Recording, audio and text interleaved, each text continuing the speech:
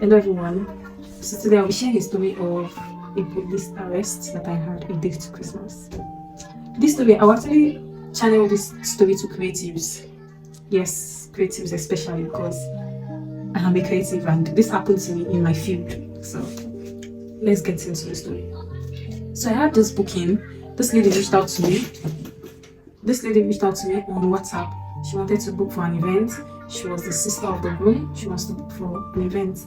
And I directed her to my studio. She came around. She made inquiries. I finished talking to her and we settled on a price. So a few days later, she came with her sister. Mind you, the event was like a week to Christmas. Yeah, it should be a week to Christmas in between. So she came with her sister to ask for gele. I met them on the road. So they asked, do I tie gele also? I said, yes, I do tie gele. And they were like, oh, that's good. So she came with gele and she told me how many people needed the gele. I'm just going to tie it now.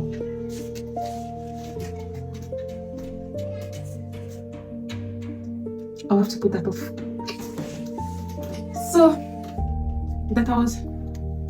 So we agreed that I'm just going to tie it down for them, and that was what was important. Like I'll just tie it down for them and bring it to the event on the day of the event, and I agreed. So it's not a problem. Then I think a week to the few days to the event, I called them again. This is your appointment, or that you booked with me. And you know, I'm a makeup artist, and we do what happens during Christmas. Everywhere we have so many jobs to do. I don't know about other places, but this happens especially in the East. And because I'm not just a makeup artist, I'm a nail tech, I'm a lash tech, so I'm always busy, and I had students. I'm always busy during festive season, so that is how it was for me. This particular woman, lady, I reached out to her. I am reminding you of your booking that you booked me for. So date. She said yes. She kept telling me. The first time she came, she told me, please, I have to be there by 6:30. So I already booked who is going to take me there. I don't. That's fine. She told me the village. There, they call almost everywhere a village. Even where it's civilized, they call them villages. Do you get? Because people hail from there. So as far as you are from there, they'll call it your village. So they mostly call the environment in that place villages. So she told me this village, this is this. I said no problem, it's fine. I called her on that day. She reminded me, do you remember that I said 6:30? I said yes now. She said 6:30 is not a problem. I will get there by 6:30. So a day to this day, I had other bookings, 6:30, I booked jobs from 10:30 because they are just two. And I didn't plan to do more than that too. I already said, even if there are other people, like I already discussed that, she said they are just two. I said I agree that it is just two of them. I had other people and I wasn't planning to disappoint them for their jobs. And then we reached out to an agreement. We reached an agreement, and that's that. We kept going. Now on the day of the job, a night before the job, she still reached out to me. Do you remember the time? I told her yes, I remember the time, 6:30. I already have jobs. I let her know that I already had jobs after that time. From 10:30, I had people that were booking me. I had new clients. I had so many things to do. It is Christmas and it is very cold, and it is very going by 6:30 is almost a risk. I don't do that except for bridal jobs, but she was sister of the groom. So I was like, well, it doesn't matter, let me just do it. She was the first time client and I didn't mind, so I accepted the job. Not for a serious pay, but I accepted it. Now on the day of the job, 6 o'clock, I can remember I woke up around after 5, preparing to go for this job that day. I got home a day before that day at around after 10 to 11 in the night. That's when I left the studio. That day I woke up by after 5. I didn't even eat. I called them by after 6. She said, oh my God, that she can't make it by 6:30, that I should please make it 7:30. I told her, I can't make it 7:30. I have other jobs to do. And you kept calling me. You kept texting me that I should not miss 6:30. I told her, oh, I can't make it. So she pleaded with me. And eventually, I accepted. I told her, no problem. I'm going to just wait till 7:30. My alternative was I'm going to dress up, go to the studio. So when I get to the studio, I already called one of my students that will come early. So when I get to the studio, I will just stay in the studio. Since that is more of an open space, stay there. By 7:30, I'll call the person to pick me, and then he will come, and then we'll leave. So by 7:30, I made sure it was 7:30 sharp, and I started calling her that it is 7:30. So she didn't pick. I was like, well. I carried my bag, and we drove to the place. When we got to this village, at the junction of their village, I saw the signboard of the wedding. And at the junction of the village. That's the junction of the place. I don't know if I don't really call it the village. The junction of the street leading to the place. I saw a signboard there. of the wedding. When I entered the street, I was calling her. Mind you, I started calling her from the studio. She wasn't picking, but I was like, she already told me 7:30 now. Before I will go there and be late, and I have other things to do. So I left. She didn't tell me to leave by 7:30. She told me to just come by 7:30. So, but me, with the way she was sounding, I felt like she wasn't really ready. So I waited till 7:30 before I left. I texted her before 7:30. Then 7:30 I left. I started calling her. She wasn't picking. I left to the event. When I got there, I started calling her. She wasn't picking. I was like, I was calling and calling and calling. I mean, I was calling and calling. I was calling. She wasn't picking. So the man left. The place, our house is like a hill. The hill is very high. So, and it is very cold. This is probably my most coldest time ever in my life. The most cold. It was so cold that everybody that I was saying they were when it was so cold, very cold. It was like on an hill, so it's very cold. I climbed this hill with my books. I was first asking myself, do I need to climb this hill? But because I saw the signboard, I was like, maybe if I go further, I will see the place. So this one she's not picking her call. Let me just see. Maybe I will get to the place, the venue, because I was feeling out when I was still with the person that brought me. She wasn't picking. I had to tell him to go. Then when I got, I was asking people, please, where is this place? They said they don't know the people that are doing wedding. I was like, I was like, these people, this is the person, this is the number. I called the 2 numbers that are there, the 2 numbers. One was not reachable, one was not picking. I was like, well, it may just be the people that are handling the wedding. I kept calling her number, I kept texting her. I called it was just 1 number I met there. Yes, the number was not reachable. So I kept calling her, I kept texting her. Do you know, I texted her to the extent I was there till 8:30. Somebody brought chair out from his house for me on the road that I should just sit down and wait. I was there, I was calling my husband, my fiancé by then. I was calling him. This is a few years ago. So I was calling him non-stop. I was calling my husband. I wasn't married then. So I was calling him, updating him about everything, my location and everything. So I was updating him. He was just telling me to be patient, to wait a little while. Mike, are you working? Yeah. To wait a little while, to wait, to be patient, just calm down and all that kind of thing. Very gentle person. So I was telling him, my body was already getting hot. I was already like fire. Like, these people, where are they? Can you come? I was getting angry. I was calling her. She wasn't picking the call. I was praying to God. Now, mind you, by that time she told me to move the job to 7:30. I already called one of my clients. It's supposed to be 10:30. That please, can she wait 11? The lady said she can't do that anymore. That she's going to cancel the appointment. That even that 10:30 safe is because I told her that I'll be busy. That it's 10 o'clock. That she needs to be where she's going to by 11. I was very sad, but I just told her no Lasha, anyhow it is. I was very, very hot actually. So when I got to that place, I kept calling. She wasn't picking. I started texting her on WhatsApp. That I was on, she wasn't replying me. Then I now started texting her on normal phone call. I started texting her normal call line. I would text her, told her, why are you doing this? 8:30. Mind you, I got there before 8. 8:30, 9, I was there on the road. I will be texting her, why are you doing this to me? Why are you doing this? I am on the road, I'm on your street. There is no way you can tell me you're not with your food. You know somebody is coming. I was calling her, I was texting her. I was saying I will leave here. That was before night. I will leave here. Why are you doing this now? Why are you leaving me on the road? Why am I on the express road? She didn't reply. I called and called. I called almost 40 something times. Literally. Yes. Or much more than that. She didn't pick my call. Then by my husband, he said I should wait till 9:30. That by 9:30 I should leave. No, by till 9:10. 9:10 she wasn't picking. By around 9:20 something, I told her I'm leaving here in 5 minutes. She didn't reply me. So eventually I climbed down that hill. That hill, my feet. I climbed down that hill and had to look for a bike. Then when I looked for the bike, I texted her, I am going. She didn't reply me. Then when I took the bike, after I left, I just texted her, I have left. The moment I texted her, I have left, she just called me instantly. Oh, Jesus, I am so sorry. I was busy. But mind you, I've already gone far. She said, can I turn back? This is 9:30 to 10. This is to 10 now. Can I turn back, please? I told her I can't turn back. But I'm so sorry. If you want to still do your work, you have to come to my studio. She didn't argue. She was just like, if it's about the bike money, if it's about the transport, I'll pay it. I was like, about the transport. Do you even know what you are making me to lose? You're telling me that if it's about the transport. I took the bike, and I went home. went back to the studio. When I go to the studio, everywhere was doing back because people were there. They were already calling me different kind of things. So I just go to explain this to them. They were like, why would somebody act like that? You know, this lady just told me, don't worry, it's fine. I'll just come and pick up my girl. I was like, no, but I'm in the studio. Come and do your makeup in the studio. Do you know that when I got to the studio, it took her to 11 to come and pick up the girl? Guess what? She wasn't dressed. She didn't even look like she had had a bath. When she was coming, she just drove a car downstairs. She told me, can I find somebody that will bring it down for her? I asked one of my students to carry the girl. I was looking at her from upstairs. She didn't even tell me anything. She just said, I give her the girl. And then she left.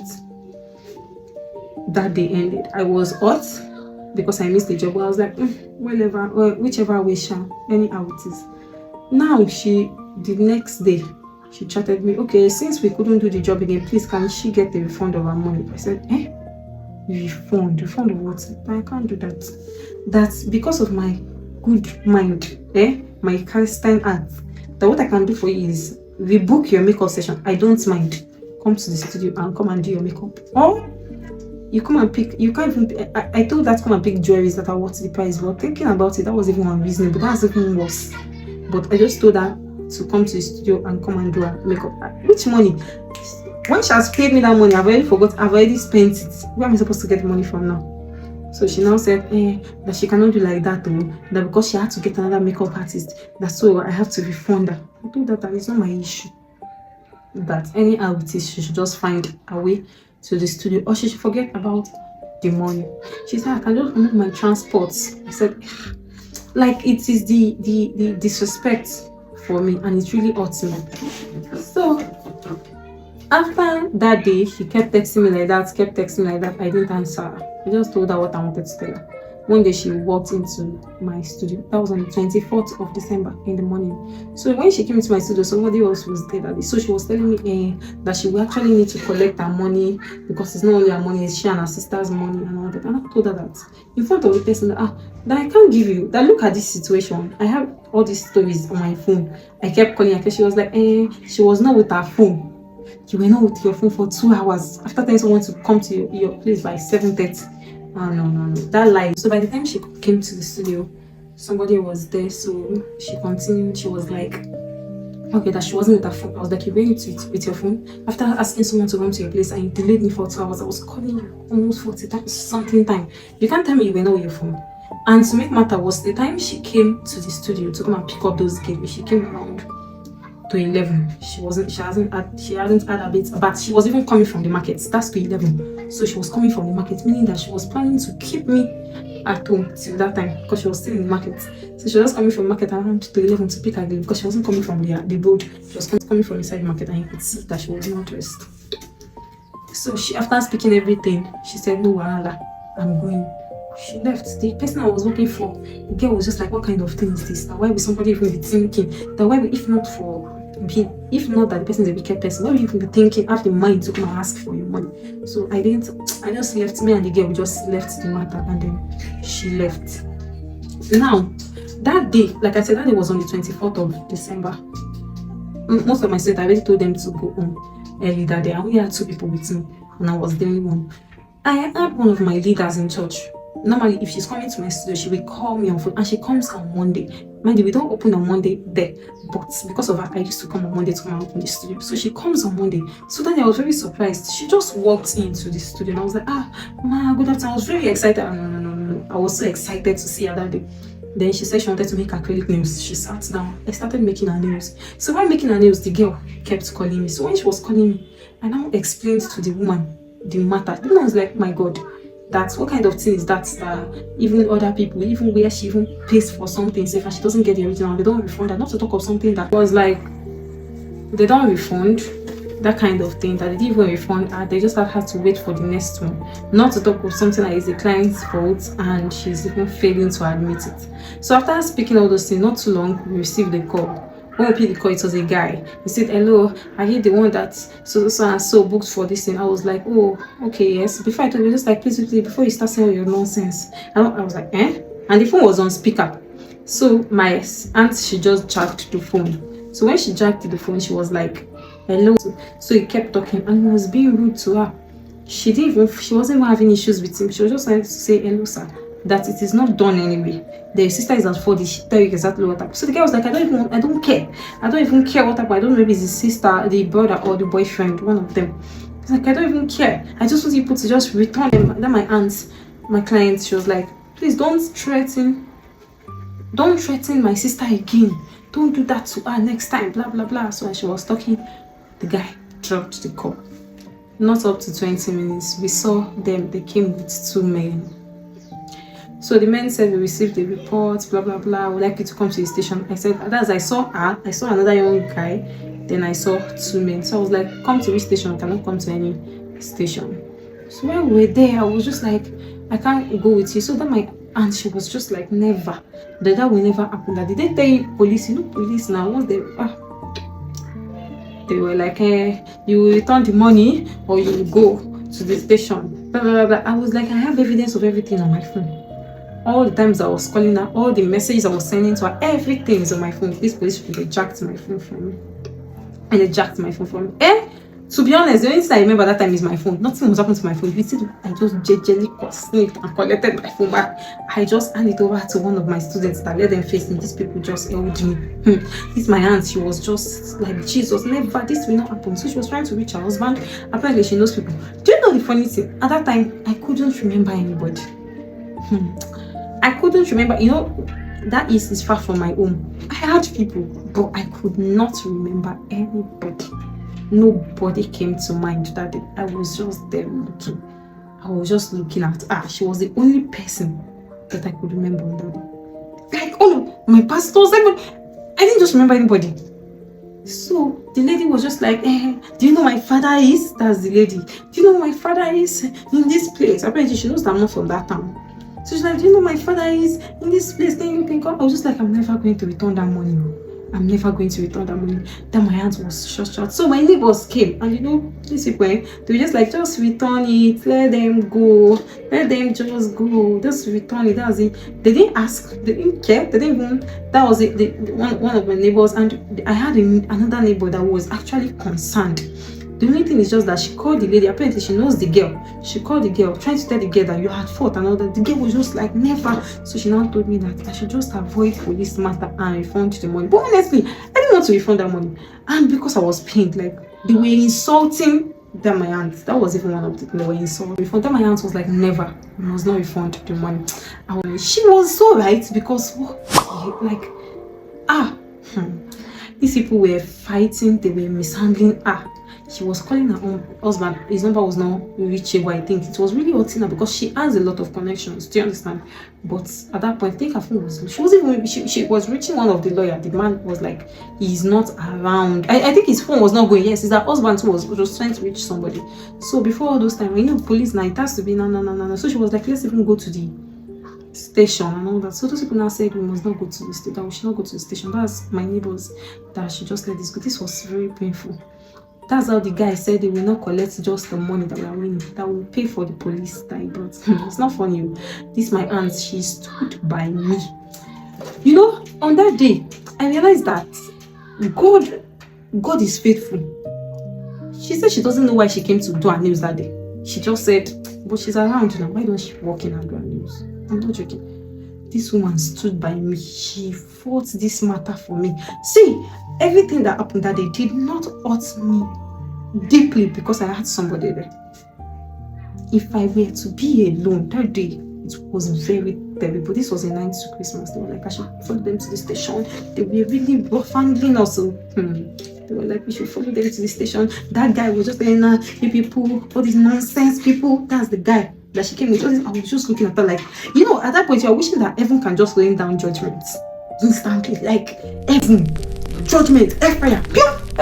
Oh, there was nothing I was not thinking. But I just stood there. I was just there.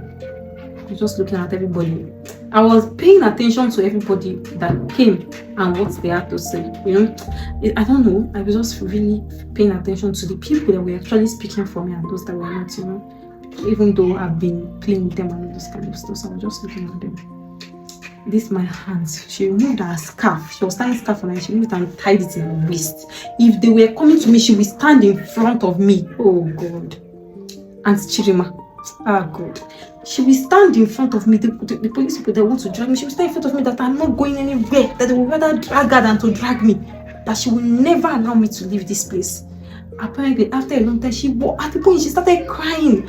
I could not cry because I was hurt and I was deeply pained then. But I could not cry. I couldn't just cry because maybe because of the shock and everything that was going on. I wasn't prepared for that kind of situation. I never prepared for a situation like that. But she was pained because she was like, ah, God, that this should never have happened, that this is a bully. She was very hurt. But apparently, she now brought out her phone and she sent the money. I was begging her not to. She sent the money and sent half of the policeman. She sent everything. I was begging her. After she sent the money and left, I begged that she refused to collect that money. She refused. She said she will never collect that money from me. She paid everything they said they should pay instantly. And they left. I did the news that day. I didn't know what to say to her. I didn't know what to say to her that day. After everything, we left. When I finished doing her news, I just finished the acrylic and left. I knew that there was a sore inside of me, but I couldn't express it. I was hot. The only thing I was thinking is, if I were at home, if I were with my family, I have people, my family are there, but before they can reach Chenko, at that point I didn't even remember my big daddy. So my big daddy is a judge. I didn't remember anybody. It was after they left I started remembering this. And my big daddy is someone that is ready to go to any length to make sure anything is sorted. Like any length, it will go deeper to that length and make sure whether they will be imprisoned, whatever will happen to them, it will happen to them. That day I called everybody. I cried. After they left, I cried. And it was the night to Christmas. Mind you, I was not with my family, so I was planning to spend Christmas alone. I didn't want to go anywhere naturally. I wanted to stay at home alone and just do the Christmas. My friends, most of them had traveled. To now make matter worse, that situation happened. So I cried. Apparently, it took a while. I was hurting from it. I started praying to God. I was hurting from that feeling. That my aunt, she took the matter to court. She was very, very hurt. She took the matter to court here. She took the matter to court. She started dragging it. Apparently, they caught those police officers and they were begging her. They didn't know that is how the matter was. They didn't know that was what they were lying. I told these people I had evidence on my phone. Nobody listened to me. She was like, she's going to send, they will pay for everything. So the person that brought the police was just begging her, I think they refunded her. At that point, I was already praying to God to help my heart because I spoke to my big dad and he was really upset. He wanted the matter to go to court and he really wanted a lot of things to happen. But I started searching my heart. What was the reason why I want this to happen? I think it's because I wanted them to suffer. I wanted them to suffer so much. Like, I was very hurt, and that is what exactly I needed God to deal with. So I spoke to God. It was not easy. I even shared testimony in church when I was still holding grudges. I shared testimony that God has given me a forgiving spirit, but I was still holding grudges. It took a while, to the extent that it was when I realized that if I met this person, I wouldn't even be angry about it. That was when I knew that God had dealt with it. I didn't have her number anymore. I didn't even call her, which I was supposed to. But that's not the point of the discussion. There were 3 things I learned. If I had sent my written agreement to her, there would not be an argument of, you never told me there was no refund. I had my agreement, but I didn't send it to her because apparently she came to the studio. I didn't need that. I didn't check her. I didn't need her to say anything. It was just, we talked, she booked, and that was all. I did not send the formal agreement to her physically. Even when we were talking on WhatsApp, because we agreed that we'll meet, I never sent her any agreement. That was number 1. God is faithful. In that situation that looks like there is no way, God always provides a way. What are the odds that Auntie Chidima will be there that day? What were the odds that she's going to come that day? She didn't know why she came. She fought the matter. After a while, she let it go because apparently I also told her, although it pained me because it's her money, and that was why I left her, because what they did to her that day wasn't even nice. But this woman fought, and I know she was fighting for me. But at some point, she saw that I was withdrawing, which I should have let her go to her length. But she just left it after the police matter, after the saga, after the begging and everything. So that was all about that. But God is faithful. What were the odds that she was going to be there that day? What if she was not there that day? What would I have done? What would I have done? I would have slept in the police cell. The next day, which was Christmas, I came out looking happy. I had friends. I called them that night. So They spoke to me and everything. They spoke to me, tried to take my hat off it. That was in the night. They came to the house. So at night, so the next day we went out. We just went out to celebrate Christmas and everything, trying to remove the hurt from my mind. But what if somebody was not there with me? Daddy, what would I have done? So please, next time, please, it doesn't matter who the client is, always make sure. Right now, if anybody asks me, I will send you my agreement first. You will see the no refund. I don't want story. And I am prepared for situations like this. I won't be prepared for all situations, but this one, I'm prepared for it. So, and God forbid it happens again. We have to prepare what is the worst case scenario. Who are the people you can reach in the worst case scenario?